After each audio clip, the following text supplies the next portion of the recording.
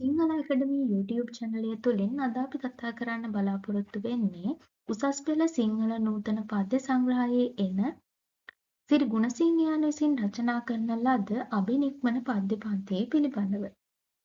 මේ සිරි ගුණසිංහයන් නිසඳස් කවියෙකු විදියට අපිට හඳුන්වා දෙන්න පුළුවන්.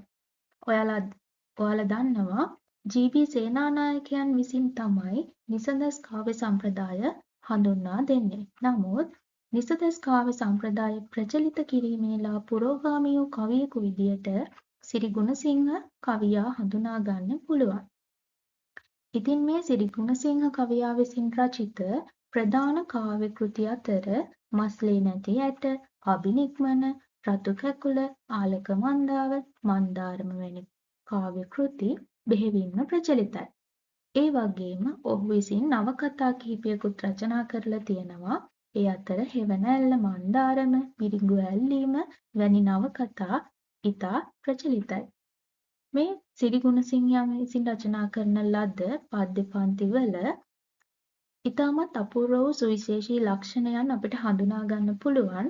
අපි මේ පද්‍ය පන්තිය පිළිබඳව සාකච්ඡා කිරීමේදී ඒ පිළිබඳව අවධානය යොමු කරමු.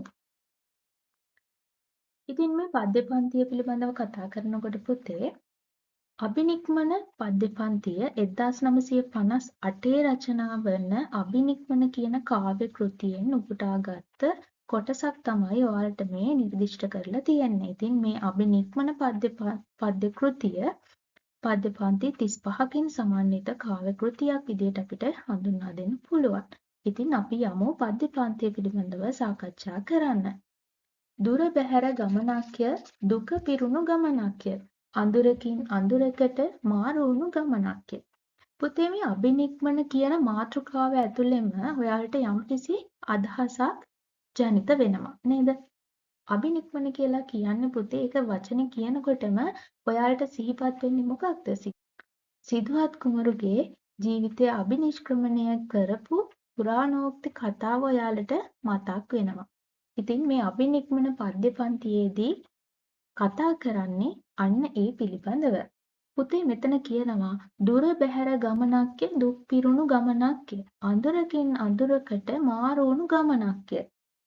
පුතේ මෙතනින් සසර ගමන සංකේතවත් කරනවා. මේ සංසාරය කියන්නේ ඊටාම දුක පිරුණු දුෂ්කර ඒ වගේම දීර්ඝකාලීන ගමනක් නේද? ඉතින් හැබැයි මේ දීර්ඝකාලීන ගමන ඇතුලේ සතුට නෙමෙයි තියෙන්නේ දුක. ඉතින් මෙතන දුක සංකේතවත් කරනවා මේක අඳුරක් කියලා. හරිද? ඉතින් මේ අඳුරකින් අඳුරකට මාරුවන මේ සංසාර ගමන ඊටාම දුක් සහිත කටුක ගමනක් කියලා මෙහිදී සඳහන් කරනවා. අඳුර සමග පොර බඳිමින් විඩාවේ හඬ නිහඬ කරන් සැලෙන මසේ හති පෙරමින්. මෙතනදී පුතේ ධ්වනිත කරන්නේ සංසාර ගමනේ තියෙන දුෂ්කරතාව. පැමිණියේමි විකාරෙන් ගෙවාගෙන දුරු කතර නේරංජරාවෙන් ගොඩ වෙන්න විමසමි. සිහිනයක් ඇත එගොඩ උදුසිනාවෙන් පිරුණු. මෙතනදී පුතේ කියන්නේ මේ දුරු කතර ගෙවාගෙන යන මේ ජීවිතය හරිම දුෂ්කරයි, කටුකයි නේද? එහෙනම් අන්නේ දුරුකතර ගෙවාගෙන යනකොට මේ සිද්ධාර්ථ කුමාරයාට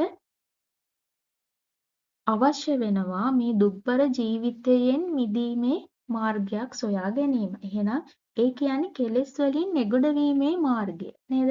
එහෙනම් පුතේ මෙතන මේ නීරංජරාවෙන් කියන එක ගැඹුරු සංකේතයක් විදිහට අපිට හඳුනා ගන්න පුළුවන්. මොකද මෙය කෙලෙස් වලින් එගොඩ වීමට මේ සිදුහත් කුමාරයාට තිබුණු සීමාව සංකේතවත් කරලා තියෙනවා. මොකද නේරංජරාවෙන් මෙගොඩ තියෙන්නේ මේ දුක පිරුණු ජීවිතය. එගොඩ තියෙනවා සුදු සිනහවෙන් පිරුණු සිහිනයක්. මෙතන සුදු සිනහවෙන් කියලා නිර්වාණයේ පාරිශුද්ධත්වය ඉස්මතු කරලා පෙන්නනවා. ඉඳ හිට කිසිවෙක් හිටගෙන කන්දක පඬිහුළු අත්තෙන් දුන්නත් එළියක් කණා මැදිරියෙක් මෙන් අඳුරු අවිද්‍යා ආකාශේ මොහොතින් නැවතත් අඳුරෙන් වැසුණා. මෙහිදී සඳහන් කරන්නේ පුතේ සිදුහත් කුමාරයා ගිහිගේ හැරදාලා මේ සත්‍ය සොයාගෙන යන ගමනේදී ඔහුට ගුරු උපදේශ හමු වුණා. ඔයාලා දන්නවා ආලාර කාලාම උද්දකරාම පුත්ත වැනි ගුරුවරුන්ගේ මාර්ගෝපදේශයන් හමු වුණා නේද? ඉතින් මේ මාර්ගෝපදේශයන් මේ අඳුරු අවිද්‍යා ආකාශයට හරියට කලාමැදිරියෙක්ගේ එළියක් වගේ. මෙතන පුතේ උපමාවක් යොදාගෙන තියෙනවා කලාමැදිරියෙක් මෙන් කියලා. ඉතින් මේ අඳුරු අවිද්‍යා ආකාශය එළිය කරන්න ඒ දැනුම මදි නේද? ඉතින් පුතේ මෙන්න මේ ගුරු උපදේශ ප්‍රමාණවත් නොවුණා කියලා අදහස තමයි මෙතනදී සඳහන් වෙන්නේ. ඉතින් ඔවුන්ගේ මාර්ගෝපදේශයන් හරහා මේ අඳුරු අවිද්‍යා ආකාශයේ කණාමැදිරිගේ එළියකින් වගේ තමයි ආලෝකමත් උනේ නැවතත් අන්ධකාරයෙන් වැසිලා ගියා. ඒ කියන්නේ ඔවුන්ගේ මාර්ගෝපදේශයන් ප්‍රමාණවත් නොවූ බව. එළිය සොයන මට පාර පෙන්නුවේ අන්ධකාරයයි මේ ගඟ අයිනට. මේ සිදුහත් කුමාරයාට ඕන වුණේ පුතේ එළිය සොයාගන්න. ඒ කියන්නේ මොකක්ද? එළිය කියන්නේ මේ ජීවිතය අන්ධකාරයකට සමාන කරලා තියෙනවා. අන්ධකාරයෙන් එළියට යනවා නම් අපිට ආලෝකයනේ හමු වෙන්න ඕන. එහෙනම් පුතේ මේ ජීවිතයේ තියෙන දුක, කටුක බව මේ දේ නැති කිරීමේ මාර්ගය තමයි මේ නිර්වාණය සොයාගෙන යාම තමයි මේ එළිය සොයනවා කියන එකේ අදහස. ඉතින් මේ නිර්වාණය හොයාගෙන යන්න පාර පෙන්නුවේ වෙන මොකක්වත්ම නෙමෙයි මේ ජීවිතයේ තියෙන දුක නේද? මේ ජීවිතයේ තියෙන ජාති ජරා ව්‍යාධි මරණ මේ කියන දුක තමයි මේ නිර්වාණය සොයාගෙන යාමට පාර පෙන්නුවේ. ඒ වගේම මෙතන ඊළඟට සඳහන් කරනවා නේරංජරාවෙන් යා යුතුය එගොඩ වී නේරංජරාවෙන් යා හැකිද එගොඩ වී. මේ නේරංජරාව කියලා කියන්නේ පුතේ මෙතන ගැඹුරු සංකේතයක්. මම ඉහතදී කිව්වනේ. එතකොට මේක ගැඹුරු සංකේතයක්. නේරංජරාවෙන් එගොඩට ගියොත් ඒ නිර්වාණය, මෙගොඩ හිටියොත් මේ දුක්බර ජීවිතය. නේද? මෙතන කවියා උත්තම පුරුෂ දෘෂ්ටි කෝණයෙන් පුතේ මේක රචනා කරන්නේ. එතකොට මේ සිද්ධාර්ථ චරිතය තමාට ආරූඪ කරගෙන තමයි මේ කවියා මේ පද්‍ය පන්තිය රචනා කරන්නේ. ඉතින් කවියා මේ අවස්ථාවේ කවියාගෙන්ම ප්‍රශ්න කරනවා. නේරංජරාවෙන් යා යුතු එගොඩ වී නේරංජරාවෙන් යා හැකිද එගොඩ වී. නේද? ඉතින් තමන් බලාපොරොත්තු වන අරමුණට ළඟා වීමට හැකිද කියන ප්‍රශ්නය මෙතනදී ගොඩනගනවා. ඉතින් ඔයාලා දන්නවා සිදුහත් කුමාරයාගේ කතා පුවතට අනුව නම් ලෞකික ජීවිතයේ සීමාව නේරංජරාව නේද? එහෙනම් මේ කවියාටත් අවශ්‍ය වෙනවා මෙතන නේරංජරාවෙන් එගොඩ වීමේ අවස්ථාව ලබා ගැනීම. ඊළඟට සඳහන් වෙනවා පුතේ මගේ මුළු ජීවයම හැරදමා මැදියමේ නේරංජරාවෙන් එගොඩ වී යන්නටයි මා මෙතෙක් දැඟලුවේ. නේද? මෙතන පුතේ මේ අබිනික්මන් කිරීමේදී සිදුවෙන්නේ තමාගේ ජීවිතයේ තියෙන සියලුම සැප සම්පත් තමා සතු සියලුම දේ හැරදාලා පිටත් වීමක් නේද? එහෙනම් මේ මගේ මුළු ජීවිතයම හැරදාලා මැදියමේ නේරංජරාවෙන් එගොඩ වෙන්න උත්සාහ කළා කියන්නේ මේ නිර්වාණය සොයා ගැනීමට තමයි මා මෙතෙක් කල් උත්සාහ කළේ. ජීවිතය ගොරවමින් කෙළ පෙරා නිරුවතින් වැතිරගෙන සිරිහන පල්ලේ ගුලිව කුණු පණුවන් ගොඩක්සේ. ගී නැටුම් හැම ඉවර කරදා පැලී විවරව මරණයෙන්. ඉතින් පුතේ මෙහිදී සඳහන් වෙනවා මේ ජීවිතය කියන්නේ ආකර්ශනීය දෙයක් නෙමෙයි නේද? ආකර්ශනීය දේවල් ඇතුලේ තිබුණ දුක මෙහිදී සඳහන් කරනවා. ඉතින් පුතේ මෙතන කුණු පණුවන් ගොඩක් සේ කියලා මෙතන කියනවා. ඒක උපමාවක් විදිහට අපිට හඳුනා ගන්න පුළුවන්.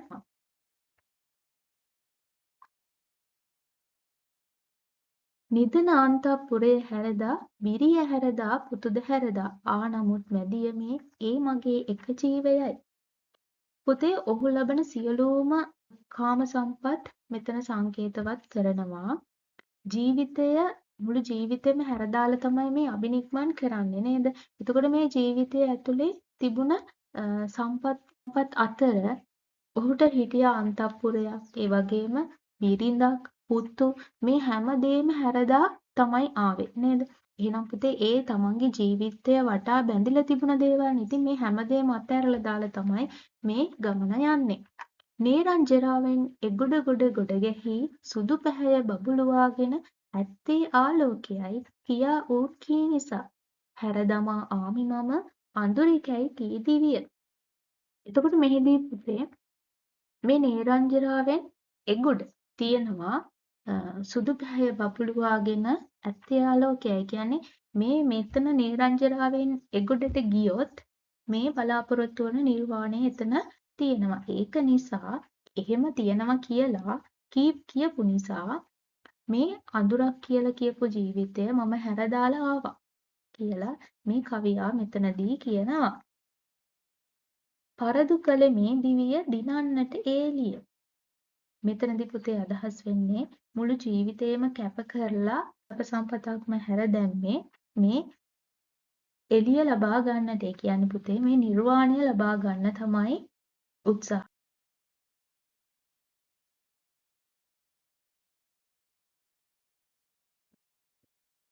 දෙපා බැඳ තිබූ මගේ ජීවිතයේ දම් වැලත් බිඳ දමා ණයටගත් අසුපිටින් ආමි වේගයේ බුද්ධියේ ඇල් වතුර ඉරක් ගෙල වටේ ගා ජීවිතයේ හිස රැගෙන දුනිමි දන් ලබන්නට එගොඩ ගොඩ ඇති එළිය හදවතේ පුළිඟු ඇස් උගුල්වා දුනිමි දන්.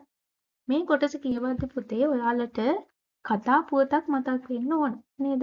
සිරිසඟබෝ කතාව ඔයාලට මතක් වෙනවා. ඉතින් පුතේ මෙතන පුරාණෝක්තියක් යොදාගෙන තියෙනවා පද්‍ය පන්තිය රචනා කිරීමේදී ඒ පද්‍ය පන්තියේ අපූර්වත්වය ඉස්මතු කිරීම සඳහා නේද?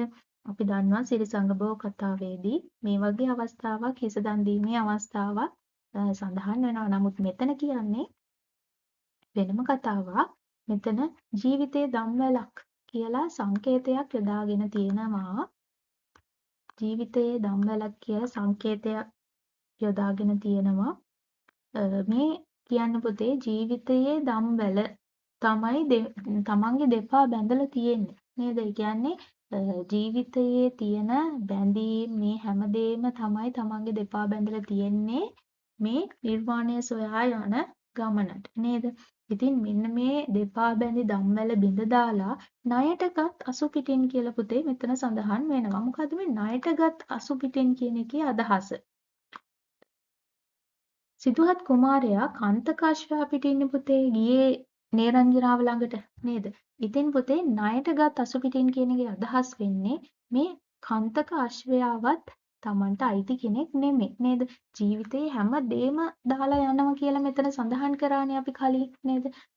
ජීවිතයම හැරදාලා තමයි මේ මහම්බිනි ඉක්මන් කළේ. එහෙනම් මේ කන්තක අශ්වයා තමන්ගේ වෙන්න බෑනේ පුතේ. එහෙනම් මේ ණයටගත් අසුපිටින් තමයි යන්නේ නේද? මෙතන කියනවා පුතේ බුද්ධිය යොදාගෙන බුද්ධිය හරහා තමයි මේ ජීවිතයේ සත්‍ය සොයාගෙන යාම සිදු කරන්නේ. ඉතින් මේ හැමදේම කරලා ජීවිතය හැරදාලා තමයි මේ නිර්වාණය හොයාගෙන යන්නේ. ජීවිතයේ හිස රැගෙන දුනිමි දන් නේද? මේ ජීවිතයම දන් දීලා තමයි මේ කැපකිරීම කරලා තමයි මේ නිර්වාණය සොයාගෙන යන්නේ. මේ හැමදේම කරන්නේ ඇයි? මේ ජීවිතය දන් දෙන්නේ ඇයි? මේ එගොඩ තියෙන එළිය දකින්න. ඒ කියන්නේ නිර්වාණය ලබා ගැනීම සඳහා. මෙතන කියනවා පුතේ හදවතේ පුළිඟු වැස් උගුල්වා දුනිමි දන් කියලා. නේද? හදවතේ පුළිඟු වැස් උගුල්වා දුනිමි දන් කියලා මෙතන සඳහන් කරනවා. එතකොට පුතේ මේ කියන්නේ හෘදය උගුල්වා දෙනවා කියන අදහස නෙමෙයි. හදවත කියන අදහස නෙමෙයි. මෙතන කියන්නේ පුතේ හැඟීම්. හැඟීම් වලට නෙමෙයි මෙතන තන දෙන්නේ නේද? ලෞකික ලෝකයේ බැඳ තබන හැඟීම් වලින් තොරවීම තමයි මෙතන අදහස් කරන්නේ. ඊළඟට පුතේ කියනවා ජීවිතයේ හැම සැපත හැම රසම ජීවිතයේ බුද්ධියේ ජූජකට ඇඹෙනි කොට දුනිමි දන්. මෙතනදී පුතේ පුරාණෝක්ති කතාවක් ඉස්මතු වෙනවා. ඒ තමයි වෙස්සත්තර ජාතක කතාව. ඉතින් ඒකෙදි දන් දෙන්නේ දරුවන්නේ නේද? ජූජකට දන් දෙන්නේ දරුවන්. නමුත් මෙතන කියනවා ජීවිතේ හැම සැපද මේ මුළු ජීවිතේම තිබුණු සැප සම්පත් කියලා තිබුණු හැම දෙයක්ම ඒ වගේම හැම රසයක්ම මුළු ජීවිතේම තිබුණ හැම මිහිරි දෙයක්ම බුද්ධිය කියන ජෝජකට තමයි දන් දෙන්නේ. ඒ කියන්නේ බුද්ධියෙන් හිතලා මේ ජීවිතේ තියෙන සැප සම්පත් මේ මිහිරි දේවල් වල තියෙන අනිත්‍යභාවය තේරුම් අරගෙන බුද්ධිය පාවිච්චි කරලා මේ දේවල් හැර දානවා කියන තමයි අදහස් වෙන්නේ. හැර දානවා කියන දේ තමයි මෙතන අදහස් වෙන්නේ. කියන්නේ බුද්ධිය මූලික කරගෙන ජීවිතයේ තියෙන හැම සැප සම්පතක්ම හැම මිහිරක්ම හැර දානවා කියන අදහස තමයි මෙතන ඉස්මතු කරලා තියෙන්නේ. අලුයමේ කෙළ ලෙසින් ජීවිතය විසිකෙලිමි. නේරංජරාවෙන් එගොඩ සදාකල් නොමැරී ඇති ජීවයක් ලබන්නට මා ඉලිප්පුණු නිසා. මෙතනදි කියනවා පුතේ මේ මුළු ජීවිතයම අතහැරලා දැම්මේ හරියට අලුයමේ කෙළ පිරක් හෙලනවා වගේ. ඒකට හේතුව තමයි මේ ජීවිතයේ තියෙන අන්ධකාරය, මේ ජීවිතයේ තියෙන දුක, අනිත්‍ය බව මේ දේවල් අවබෝධ කරගෙන මට අවශ්‍ය වෙන්නේ කුමක්ද? සදාකල් නොමැරී තියෙන නේද? මේ ජාති ජරා ව්‍යාධි මරණ කියන දේවල් වලට යොමු වෙන්නේ නැති සදාකල් පවතින ජීවයක් හොයාගන්න මට උවමනා වුණ නිසා නේද? මෙහිදී පුතේ මේ බද්දේ පන්තිය ගත්තාම සිද්ධාර්ථ කුමාරයාගේ මහබිනික්මන් කිරීමේ අවස්ථාව අපූර්වට ඉස්මතු කරලා තියෙනවා. මෙහිදී පුතේ මේක සාහිත්‍ය නිර්මාණයක්නේ. හරිද? එතකොට දැන් මේ වගේ නිර්මාණයකට විවිධාකාර විචාරයන් විවේචන එල්ල වෙනවා නේද? හේතුව තමයි මේක සිද්ධාර්ථ කුමාරයා පිළිබඳව කතා පුවතනේ. එතකොට මේකදී පුතේ සාහිත්‍ය නිර්මාණයකදී සිද්ධ වෙන්නේ යමක් කියවා බලා අලුත් දේවල් නිර්මාණය කිරීමේ හැකියාවක් සාහිත්‍යකරුවාට තියෙනවනේ නේද? ඉතින් ඒ හැකියාව යොදාගෙන නව නිර්මාණයන් කිරීමක් තමයි මේ සාහිත්‍ය තුළ සිදුවෙන්නේ. ඉතින් කුමාරයාගේ අබිනික්මන් කිරීමේ කතාන්දරය ඇතුළත් කරගනිමින් මේක උත්තම පුරුෂ දෘෂ්ටි කෝණයෙන් පුතේ රචනා කරලා තියෙන්නේ. එතකොට මේක කවියා Tamanට ආරෝපණය කරගෙන තමයි ආරූඪ කරගෙන තමයි රචනා කරන්නේ. එතකොට එහිදී කවියාට හැඟෙන ආකාරයට අපූර්ව වූ අවස්ථාවන් යොදා ගනිමින් ඒ වගේම තවත් පුරාණෝක්ති ඈඳා ගනිමින් මේ පද්‍ය පන්තිය රචනා කරන්න කවියා යොමු වෙලා තියෙන ආකාරය ඔයාලට හඳුනා ගන්න පුළුවන්. ඉතින් පුතේ මේ පද්‍ය පන්තිය සමස්තයක් විදියට ගත්තහම මේ භාෂාව ගත්තහම පුතේ උපමා යොදාගෙන තියෙනවා විවිධ රූපක යොදාගෙන තියෙනවා හදවතේ පුලිඟු ඇස් වැනි රූපක යොදාගෙන තියෙනවා නේද උපමාව ගත්තාම අලුයමේ කෙළ ලෙසින් ඒකත් අවසානයේදී අපි දැන් කතා කරපු කොටසේ තියෙනවා. ඉතින් ඒ වගේ උපමා යොදාගෙන තියෙනවා. ඒ වගේම ශබ්ද රසයට වඩා අර්ථ රසයට මුල් තැනක් දීපු පද්‍ය නිර්මාණයක් විදිහට අපිට මේක හඳුනා ගන්න පුළුවන් නේද? ඒ වගේම පුරාණෝක්තියට හානියක් නොකර ඒ අන්තර්ගතය අරගෙන කරන ලද අපූර්ව නිර්මාණයක් විදියටත් හඳුනා ගන්න. මේ අන්තර්ගතය හොඳින් අවධානයට අරගෙන මේ තියෙන සුවිශේෂීතා ඉස්මතු කරමින් ඔයාලගේ ਵਿਚාරය එහෙම නැත්නම් රසාස්වාදය කිරීම සිදු කරන්න. එimhe මේ පාඨ්‍යපන්ති පුරාවටම ගැඹුරු සංකේත යොදාගෙන තියෙනවා නේද? ඒ සංකේතයන් ඇතුළත් මේ භාෂාව පද්‍යපන්තිය සාර්ථක කර ගැනීම සඳහා සහ කවියාගේ අරමුණ සාක්ෂාත් කර ගැනීම සඳහා ඉවහල් වෙලා තියෙනවා. ඉතින් මම මේ පද්‍යපන්තිය ඊටම සරලව තමයි ඔයාලට පැහැදිලි කළේ. ඉතින් මම හිතනවා ඔයාලට මේක පැහැදිලි වෙන්න ඇති කියලා.